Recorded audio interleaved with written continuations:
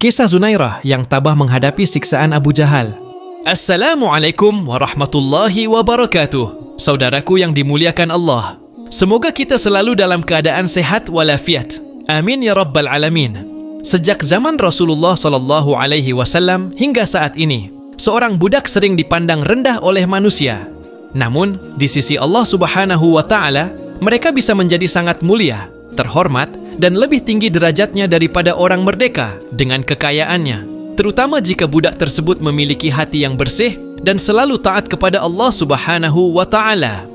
Salah satu budak muslimah yang mulia di mata Allah Subhanahu wa Ta'ala adalah Zunairah, seorang budak muslimah yang penuh kesabaran dan ketabahan dalam menghadapi cobaan. Keteguhannya dalam agama Islam membuatnya semakin yakin akan pertolongan Allah Subhanahu wa Ta'ala, meskipun ia terus-menerus menghadapi berbagai ujian. Salah satu kisah Zunairah yang menggambarkan betapa besar kesabaran dan keteguhannya adalah ketika tuannya, Abu Jahal, mengetahui bahwa ia telah mengikuti seruan Nabi Muhammad SAW dan memeluk Islam. Ia dianiaya dan disiksa oleh Abu Jahal dengan cara yang sangat kejam. Namun, Zunairah menghadapinya dengan pendirian yang kuat dan kokoh dalam tauhidnya kepada Allah Subhanahu wa Ta'ala. Inilah kisah selengkapnya.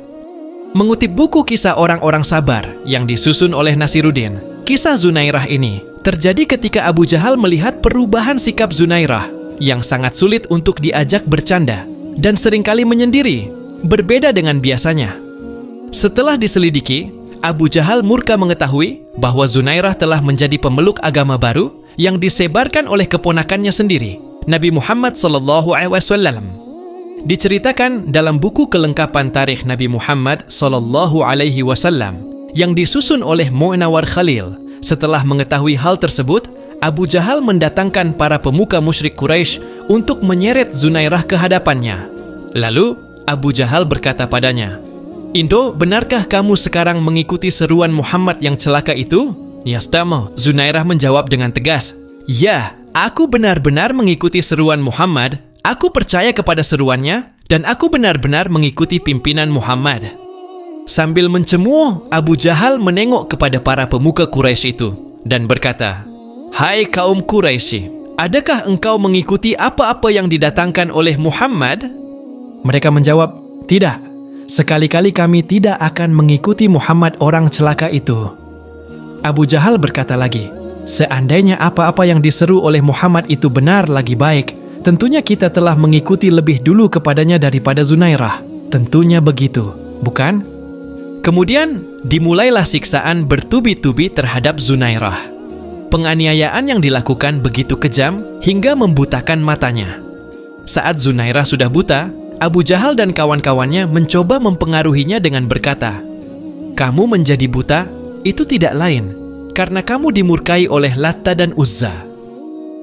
Namun Zunairah tidak goyah. "Mereka dusta. Latta dan Uzza tidak dapat memberi mudarat dan tidak pula memberi manfaat kepada kita," jawab Zunairah dengan tegas. Abu Jahal terus berupaya melecehkan dan menghasut Zunairah.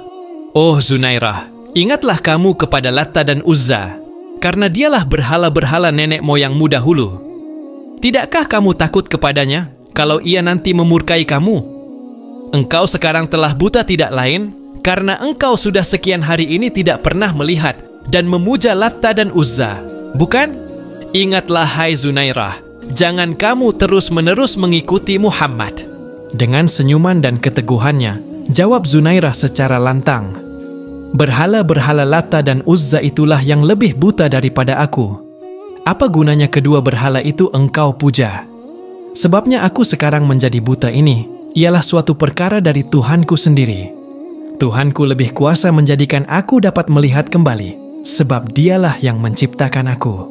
Pada malam harinya, Allah Subhanahu wa Ta'ala menganugerahkan mukjizat dengan mengembalikan penglihatan Zunairah. Keesokan harinya, Abu Jahal dan kawan-kawannya terkejut mendapati Zunairah dapat melihat kembali. Lantas mereka berkata, "Ini dari sihir Muhammad." Siksaan pun terus berlanjut, namun Zunairah tetap kokoh dengan keimanannya. Sampai pada akhirnya, Abu Bakar, sahabat setia Rasulullah SAW, membeli Zunairah dan memerdekakannya semata karena Allah Subhanahu wa Ta'ala. Wallahu a'lam.